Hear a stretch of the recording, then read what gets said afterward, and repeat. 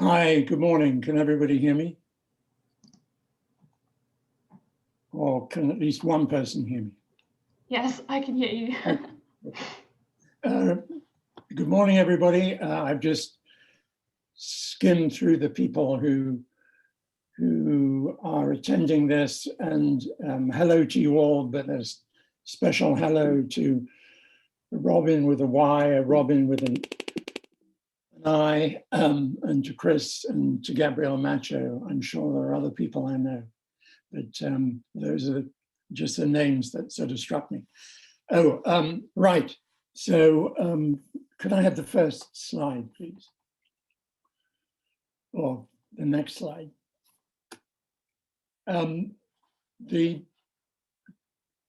What I'm going to say to you is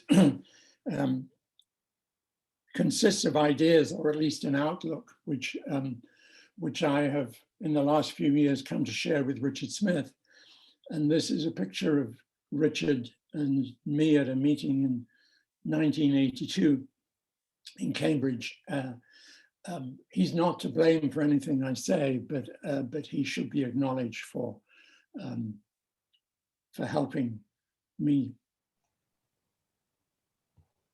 not necessarily to come to the conclusions that I've come to, but at least to think in the way that I've been thinking. And the next slide. Just to remind you that it's not that long ago, 1968 was my first publication, and just a few years before was the announcement of Synjanthropus boisei and Homo habilis, and these were the taxa that were recognized in the hominin fossil record. The dating on the left is our current understanding, and Robin Pickering's on the webinar, and she has contributed very significantly to our understanding of the dating of the Southern African hominins. So that was the hominin fossil record then. The next slide. Despite the work of Maurice Goodman and Emil Zuckerkandl, when I did my course in human evolution and primatology, hominids were called hominids and pongids were called pongids. It was assumed that chimpanzees and gorillas were more closely related to each other, although there was no real detail about this, and that hominins were distinct from both of those. Now, if you fast forward to the end of last year or the beginning of this year, the next slide, you can see that we now know, and when I say know,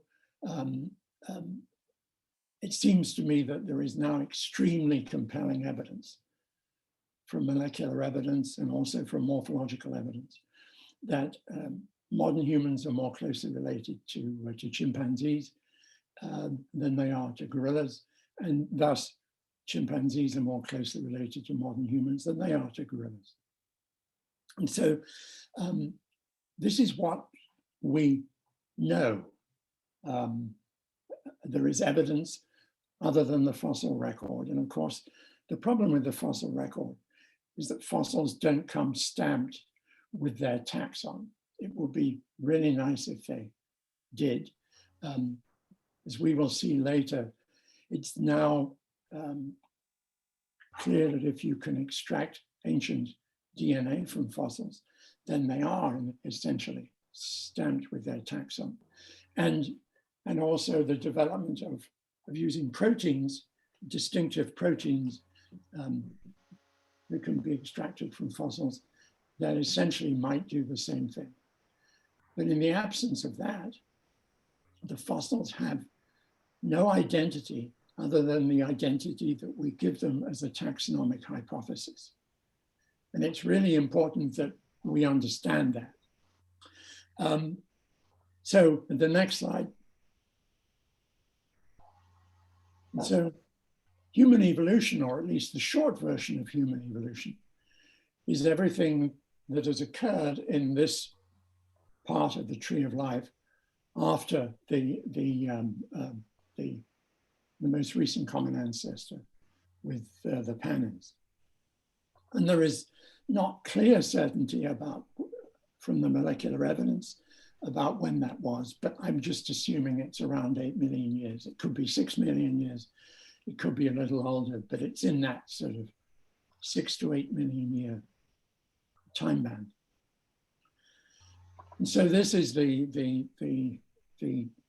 job of somebody who's trying to reconstruct human evolutionary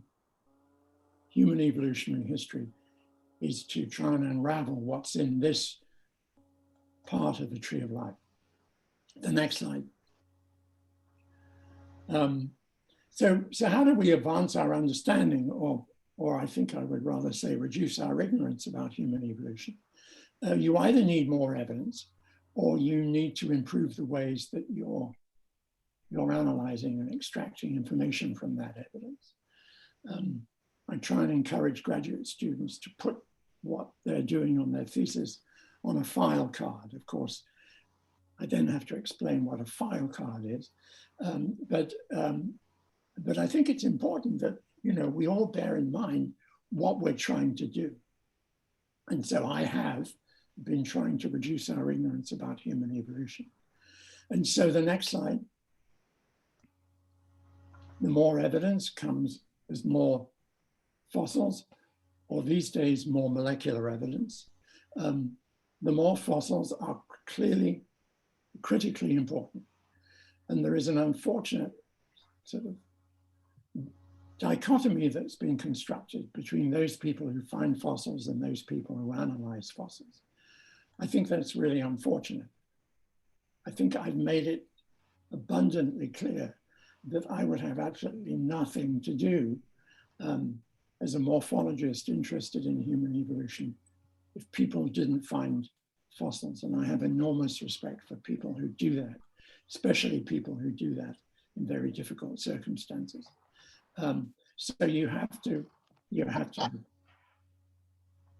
So you can get more evidence by finding more fossils.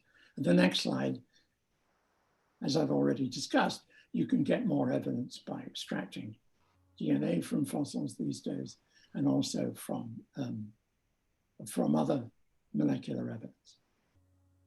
The next slide. You can get more evidence by extracting additional information from the fossils you already have.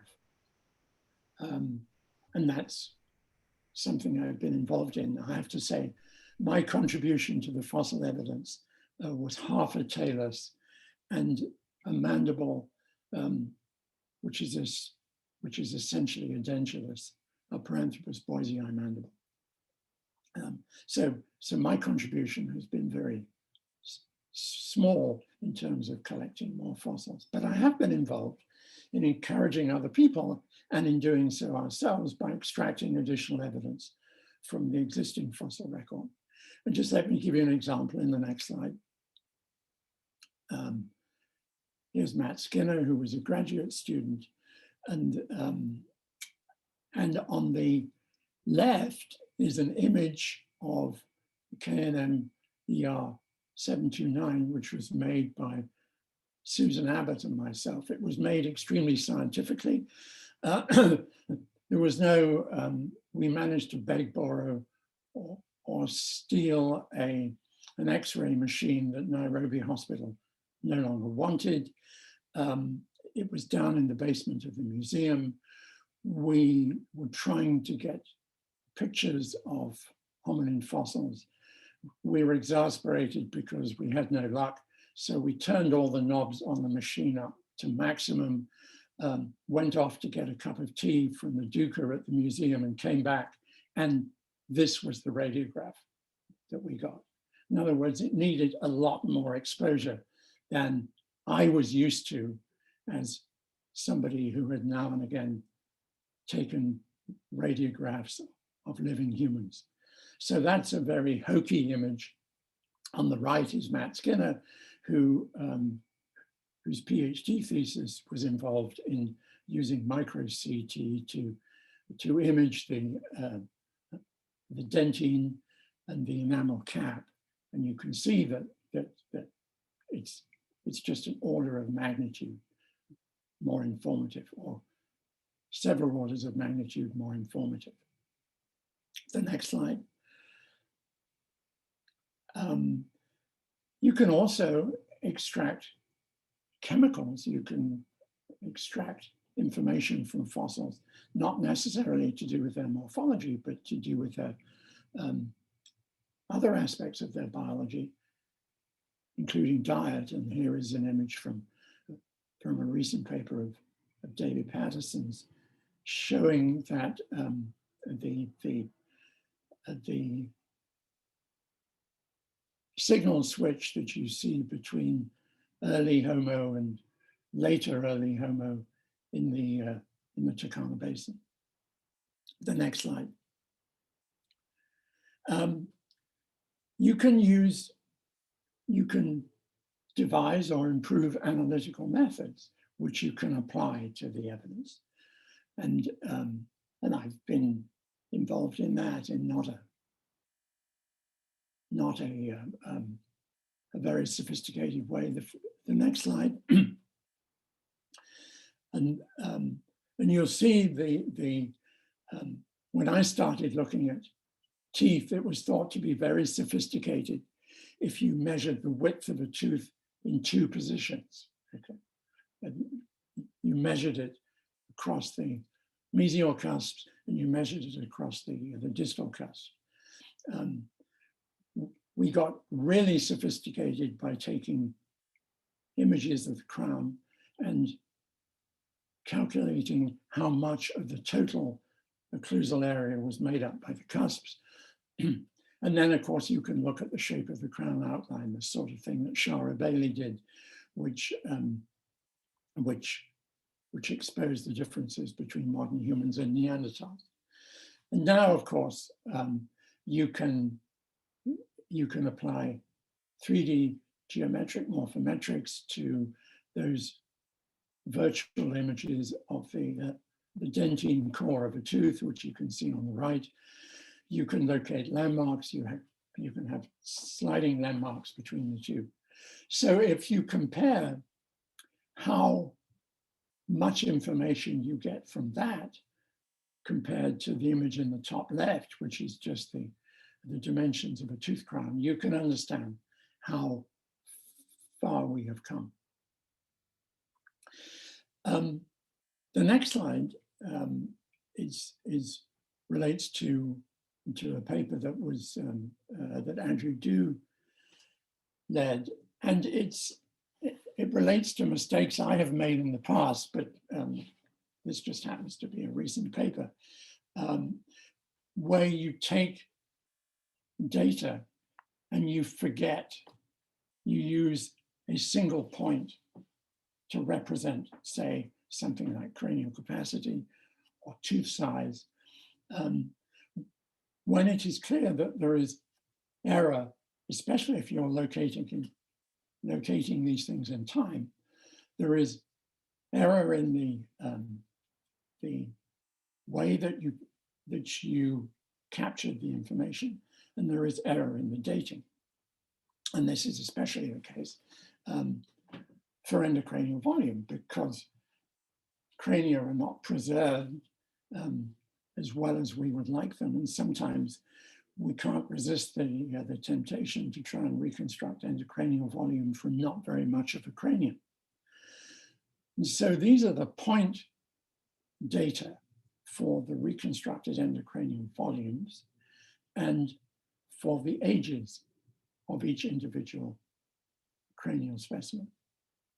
But the next slide, when you add the error for the reconstruction of the endocranial volume, and you add the error that's implicit in the dating method, you can see that the data look a lot messier than they do when they're just plotted as points. And we have to live with the messy data, not the clean data. And I say sort of clean in quotes. We have to live with the reality of the messy data. And to quote Donald Rumsfeld, we investigate human evolution with the data we have, not with the data we would like to have. And that is a lesson that I have learned the hard way. Now I just want to look at some questions, and the first one in the next slide is an obvious question. If you take the diagram with the red line, that nice, neat red line that goes from the most recent common ancestor with the Panins to modern humans, what we have to ask ourselves is how many taxa are included in that part of the tree of life. The next slide is a very speciose interpretation of the hominin fossil record. I'm not pretending that, that all these are necessarily taxa, but they are all taxonomic hypotheses that people have put forward. And we have to remember that each of these columns is a taxonomic hypothesis. The bottom of the column, just to remind you, is the current first appearance date, in other words, the earliest evidence for that taxon. And the top of the column is the current last appearance date. Now, you may say, and some people would say in an exasperated way, that is far too many taxa. That can't be. Okay. And the next slide,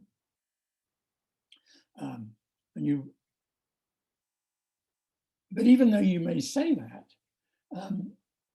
there may be taxa that we have not yet recognized. Why do I say that? Well, the first thing is that the spatial scope of the hominin fossil record is pretty limited. It's limited to probably less than 2% of the land surface of Africa.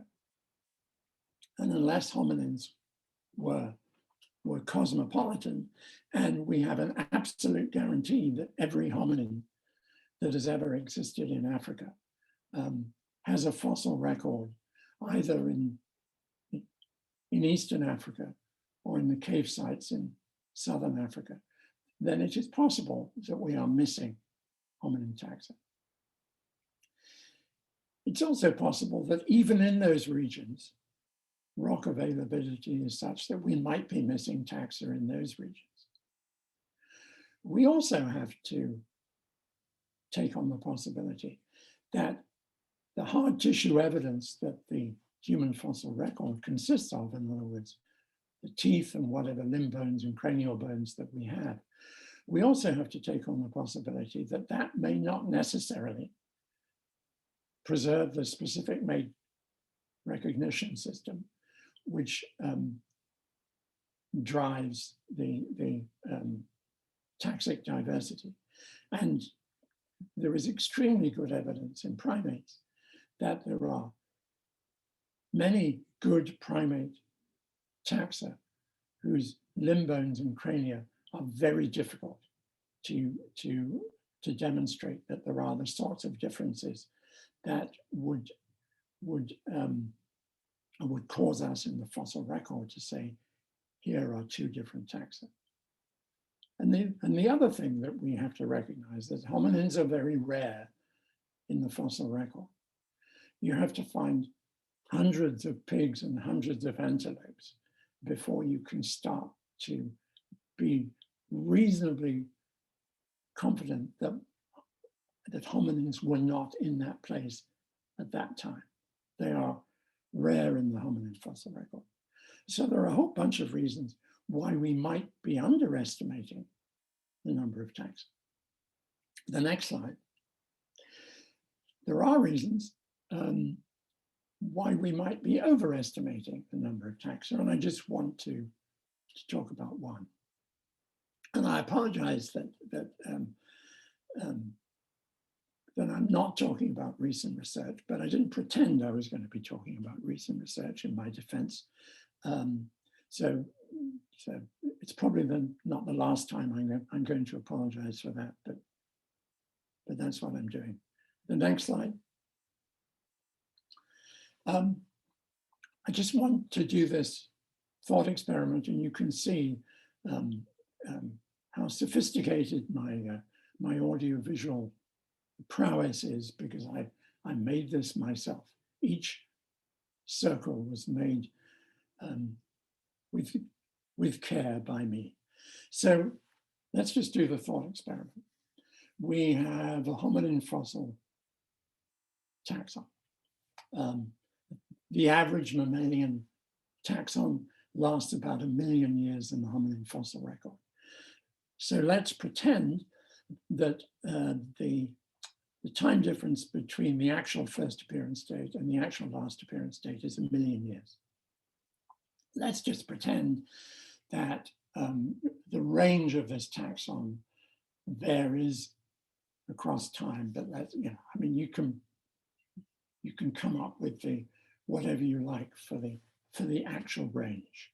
Could be, I don't know, 1,000 miles or something, or however many kilometers. You and I know that each of those gray or light gray or dark gray circles belongs to the same taxon, because a taxon is not going to stay the same across 1 million years. It's always going to be recognizable, but it's not going to be monomorphic. It's going to change in size, and probably because of differences in climate, it's going to change in limb proportions slightly. So I've tried to represent that by differences in the shading of the circles and differences in the size of the circles. But you and I know that that is one taxon. Okay. So the next slide. Along comes some intrepid paleoanthropologists, and they find a site and they recover evidence, and they write a paper to Nature and say they found a new taxon. So this is site sample A. The next slide. Either the same or another group of paleoanthropologists find another site. They say correctly that the fossils that come from the second site resemble the fossils from the first site, and they say it belongs to the same species, and they're correct. You and I know that because we happen to have access to this diagram. So now you have changed the first appearance date of the taxon, and you slightly increased the range of the taxon. The next slide. Another site sample. It hasn't increased to the first appearance date, but it's changed the range of the taxon. It resembles morphologically the material collected from site A and site B, and it's the same species, and they're correct in saying so.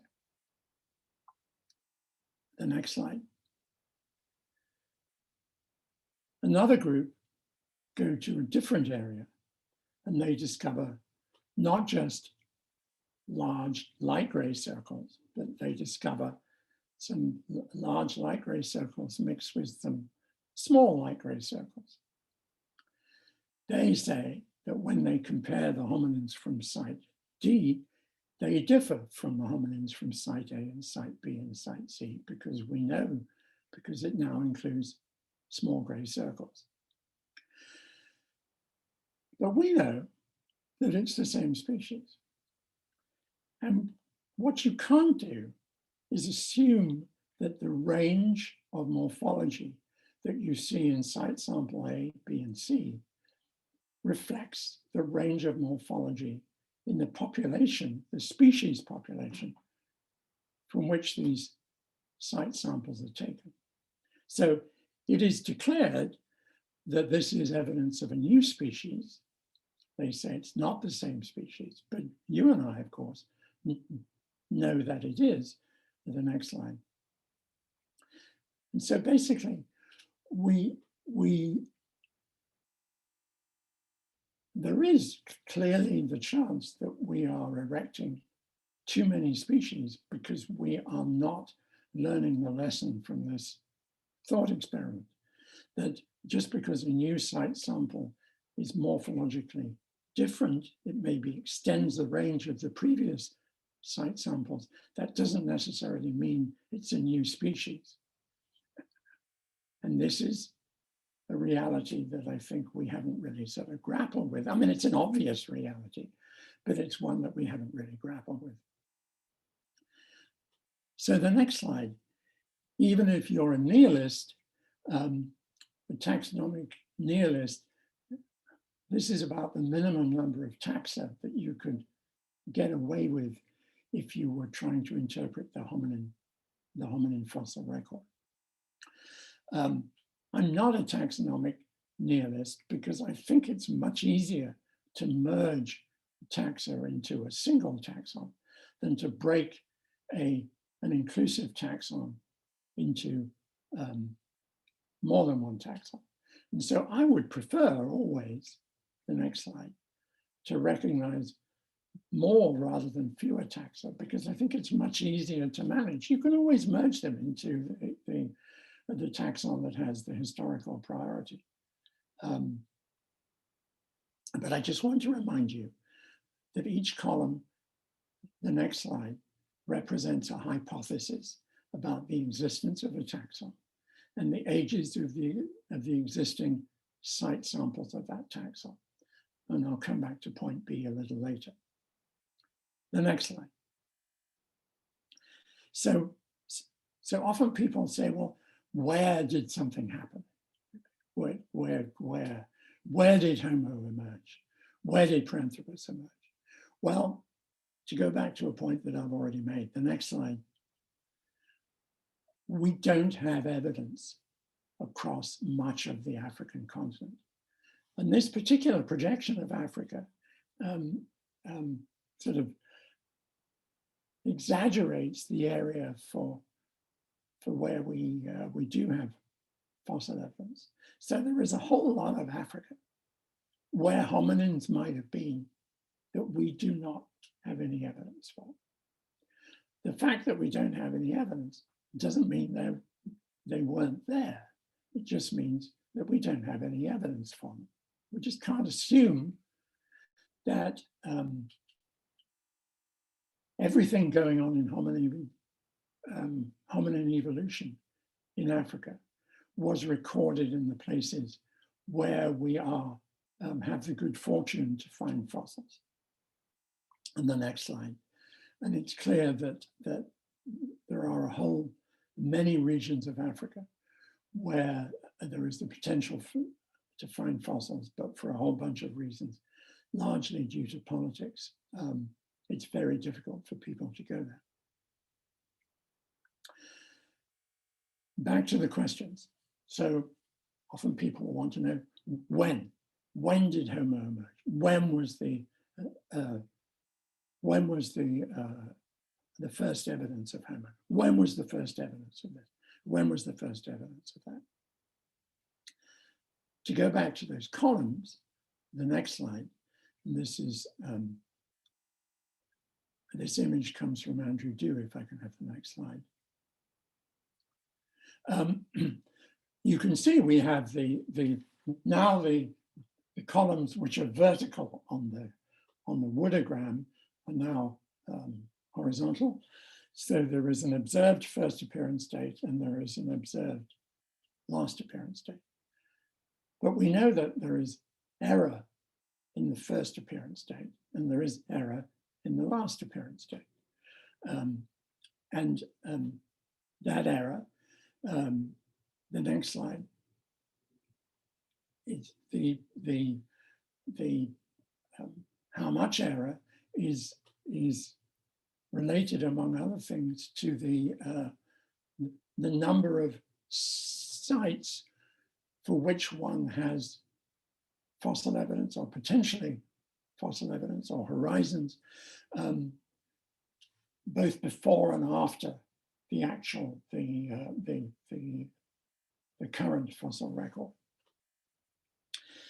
And the next slide, and this is an attempt by Andrew Dew and colleagues to put error on the Australopithecus anamensis, afarensis lineage. And you can see that the error at the bottom, in other words, the error of the first appearance date, comes close to, if not overlaps, with the observed, the last appearance date of Ardipithecus ramidus. And of course, that is not, that's the observed last appearance date. It's not the last time that Ardipithecus ramidus was running around the African continent. And at the other end, you can see how their estimated error compares with the date for earliest Homo. And so the point about those columns is that it's almost certain that the first appearance date is too young, and the last appearance date is too old. And if that's the case, then it's a bit of a mug's game to try and relate external events to the first appearance date of hominids, because you are trying to say, here is an explanation which comes at X number of million years, trying to link it to the first appearance date of hominids, when it's racingly certain that that first appearance date is not the earliest evidence of that hominid. And so to go back to that diagram and to go to the next slide, what the columns are not take to the bank statements about the timing of the origin and extinction of each taxon. They are just, when is the first time we find it in the area that we are fortunate to have found fossils, and when is the last time we find that taxon in the area where we are fortunate to find fossils. The next slide, how, in other words, and the next slide after that, does our twig of the tree of life, the red line in the box, consist of just ancestors of modern humans? Or do we also have non-ancestral close relatives that did not make it onto the surface of the tree? And these are, these are important questions. The next slide. This is my father's mother's family. This is Martha and John Wells. They lived in Stoke Newington, and this is a picture of their golden wedding anniversary. Everybody in that photograph is a relative of mine. Person on the left is my father's father. The young man standing up is my father. The woman next to him is his mother. The woman below her, the elderly women, the two golden wedding celebrants, Martha and John Wells, that's her mother, my father's mother's mother, and my father's mother's father. The R below my father is Aunt Kitty. The next slide.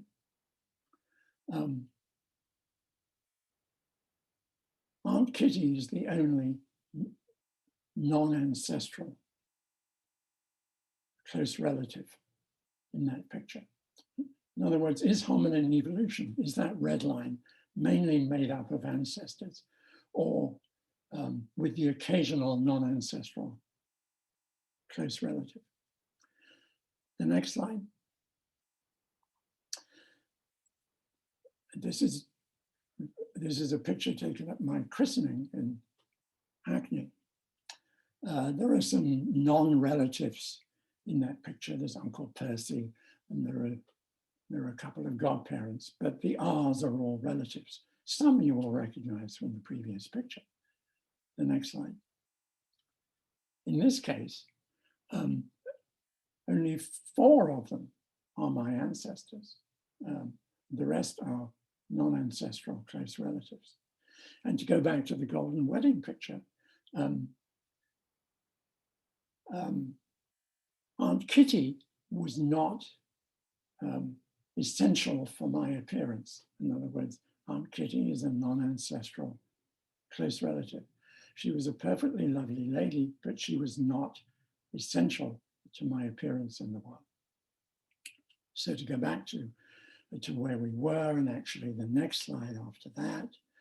And so basically, yes, we do have non-ancestral close relatives, as well as ancestors in the hominin fossil record.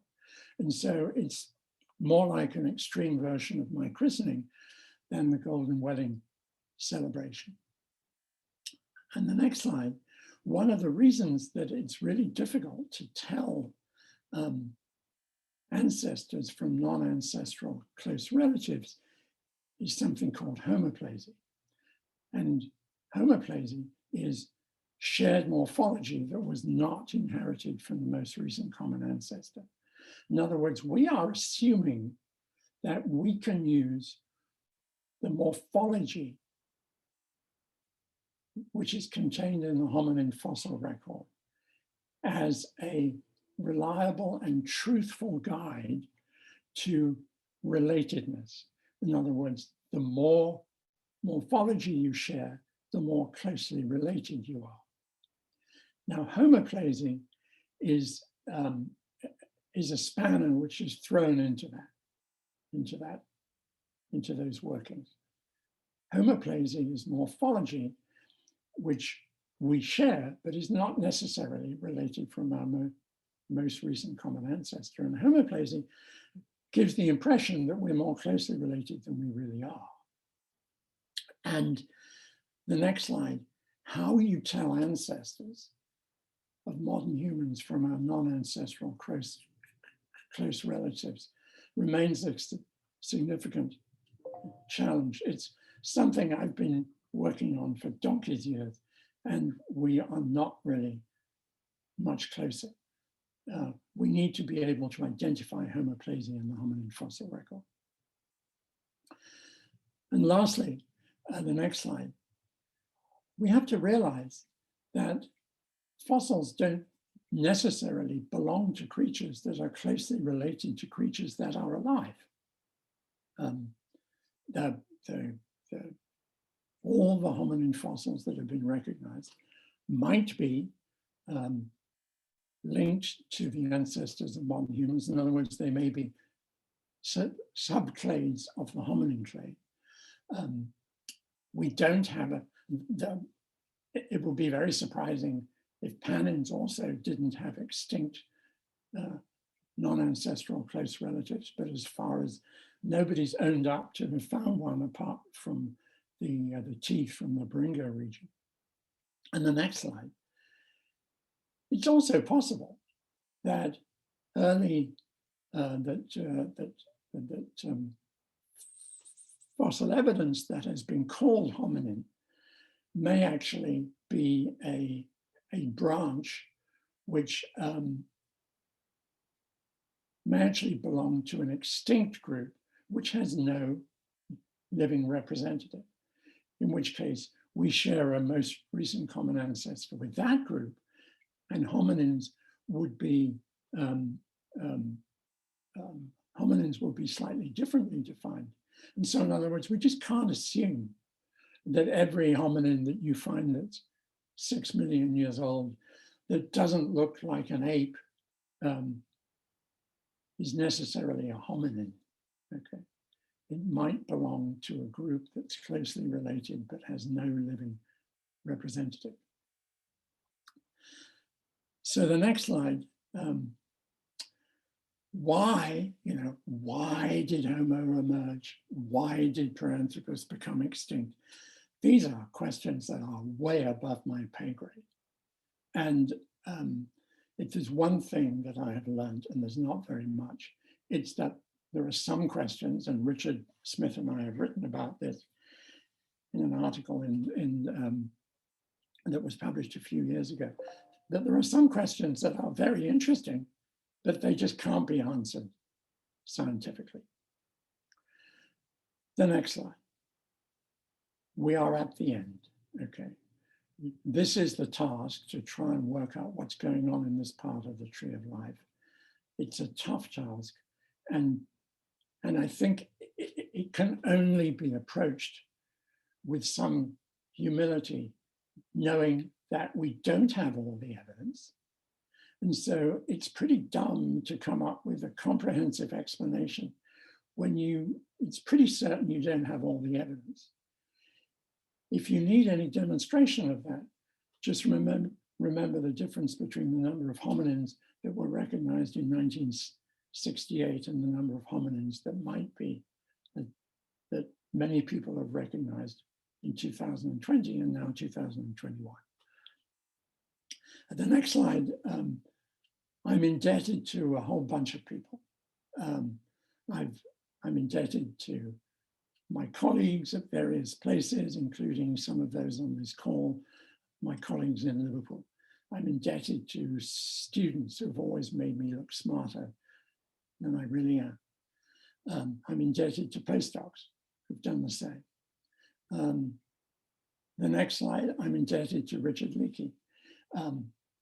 Those of you who know a little about paleoanthropology will understand that Richard and I do not share the same interpretation of the hominin fossil record. So I have been a thorn in his interpretive side for a long time, but he's a long-time friend who gave me extraordinary opportunities. And it was him who invited me to work on the cranial remains from Cuviflora, the next slide. And I'm extremely grateful. The next slide. I'm grateful to the people who found the fossils that I worked on. These are some members of what used to be called the hominin gang, but I suppose should be called the hominin gang. And my gratitude to them is unbounded.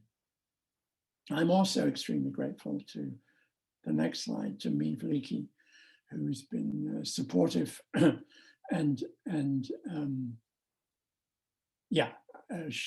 she has given me a lot of support. And the person in the next slide, who is an archaeologist, had a really substantial intellectual influence on my life.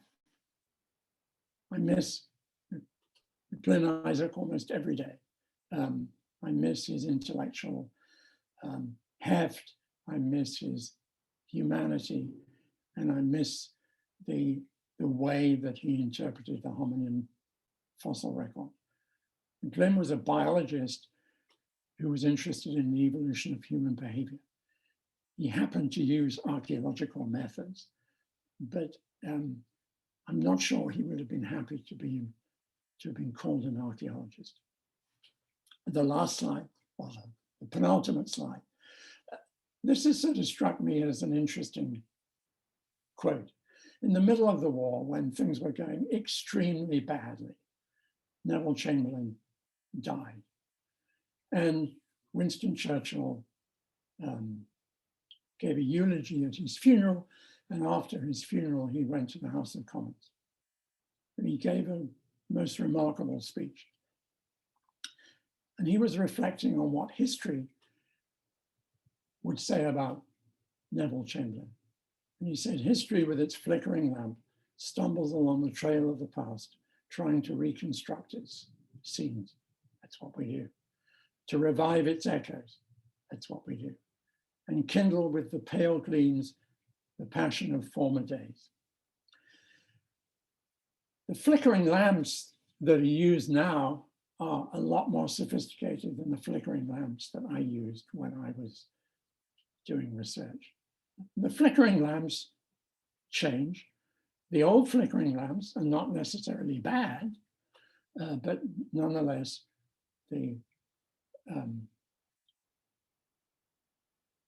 it's part of progress that we are devising new, but not necessarily better, but different flickering lamps. And these are the methods that we apply. So thank you for listening to a gray-haired old man ramble on about human evolution. And I thank you all. And I guess I'm a little disappointed that you don't have anything better to do. but I'm really grateful that you chose to join us today. And I'd be happy to try and answer any questions. Thank you. Right, thanks, Bernard. So yeah, if anyone wants to raise their hands, their virtual hands, and ask a question, or just put it in the chat, then yeah, we'll move on to questions now.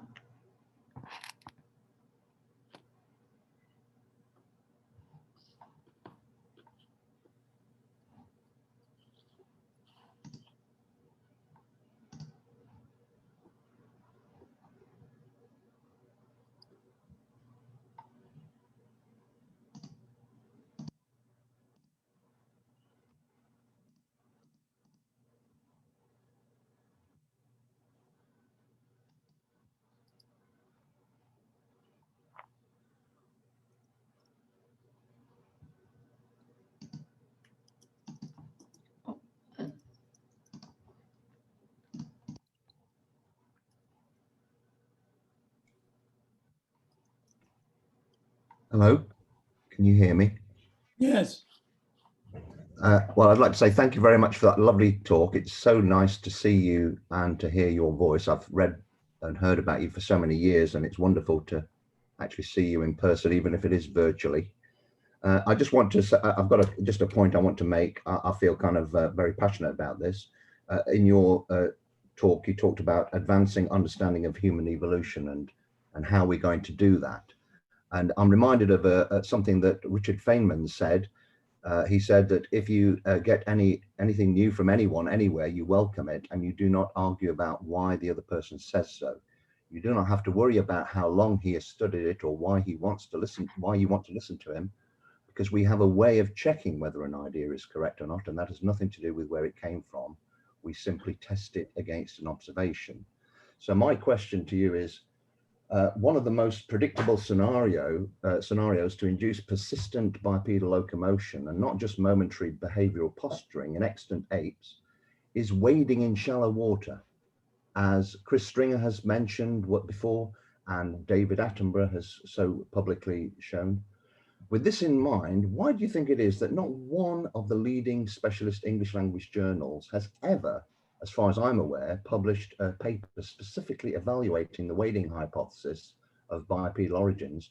Why is it still largely ignored and sometimes actually sneered at? I'm sorry I don't know your name, but thank you for asking the question. Could I ask you to send me that quote from Richard Feynman? Sure. Please. Thank you. I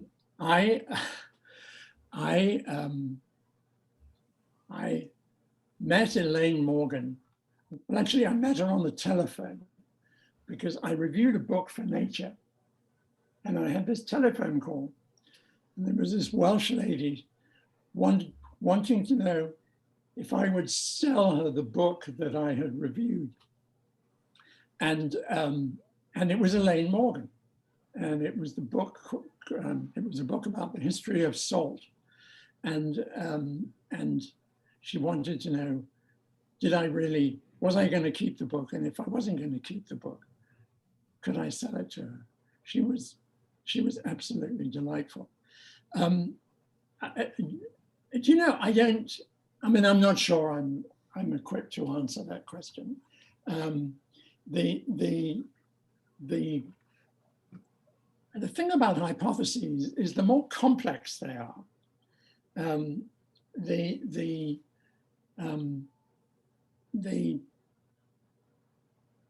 more complex they are, the more difficult it is to investigate them. And the problem is, how would you falsify the notion that that bipedalism was the result of wading in water? And I think that's the problem. And now that doesn't mean that other hypotheses don't suffer from the same problem.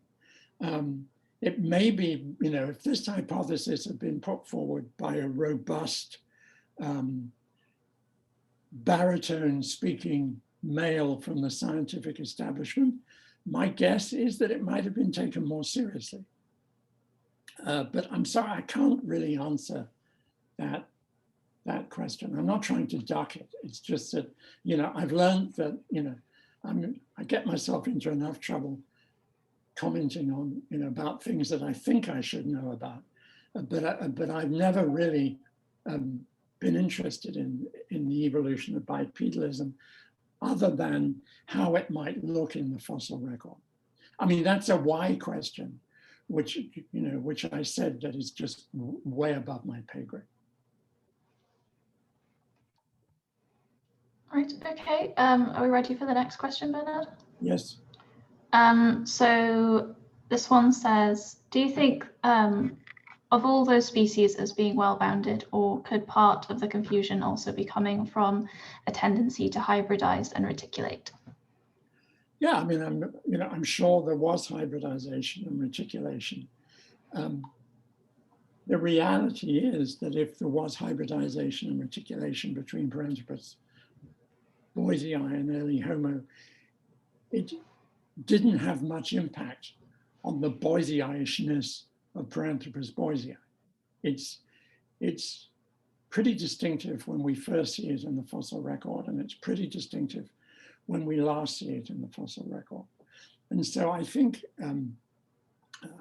hybridization and reticulation, I'm sure, was going on in early hominins, and there was interbreeding between Neanderthals and modern humans, but it didn't stop Neanderthals being essentially Neanderthalish, and it didn't stop modern humans being essentially modern humanish. And so even though there may be exchange of genes, the basic species distinction seems not to have been significantly affected by that. Okay, the next question is, you talked about hypotheses. How do you go about hypothesis testing in this field? Well, I mean, if you go about hypothesis testing by finding more evidence, or by using evidence that wasn't used to generate the hypothesis, to test the hypothesis. I mean, I'm trying to think, I mean, there's a hypothesis that the Paranthropus boisei, the hyperdimer Paranthropus boisei might be sampling, might actually be a conflation of two species. I think you can test that because you can look to see whether variation in Paranthropus boisei is excessive. And so there are, but what's your yardstick? Well, my yardstick is how much variation is there in modern humans or chimpanzees, living chimpanzees.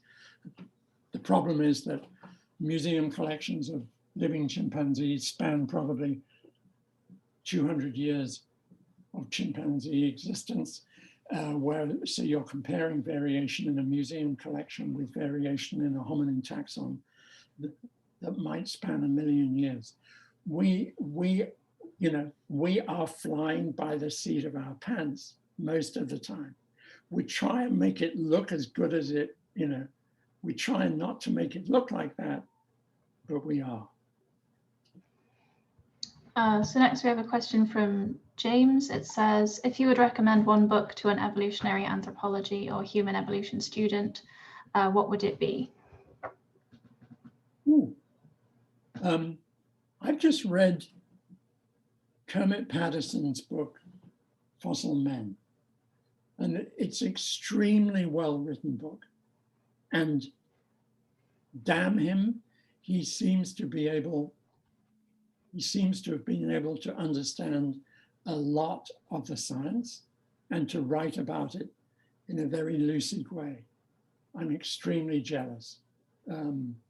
And so I think that's actually would be a very decent book to recommend to a student. So next is a question from Chris Stringer. Given your recent paper about the Sahelanthropus femur, do you think that the last common ancestor of humans and chimps was necessarily bipedal? And then he's also added, or was the first hominin necessarily bipedal? I don't think all facultative bipeds are necessarily hominins, but I do think facultative stroke obligate bipedalism has for a long time been one of the criteria for including taxa in the hominin clade. You've got to have some criteria. You've got to have some morphological criteria, because being one side, the other side of the split, the hypothesized split between panins and hominins, sure, that's a hominin, but you've somehow got to operationalize that in the fossil record. And at the moment, being a biped is one of the things that has been used as a criterion for including species in the hominin clade. And, I still think that's probably reasonable, but I don't know. But does it mean that all bipeds were hominins? I think it's perfectly possible that some form of bipedalism occurred more than once in the fossil record, in the higher primate fossil record. So I don't think all bipeds are necessarily hominins. I'm more inclined to think that all hominins should be bipeds. Next is a question from Paige. She says, you have laid out some reminders for some precautions demonstrated by thought experiments that you admit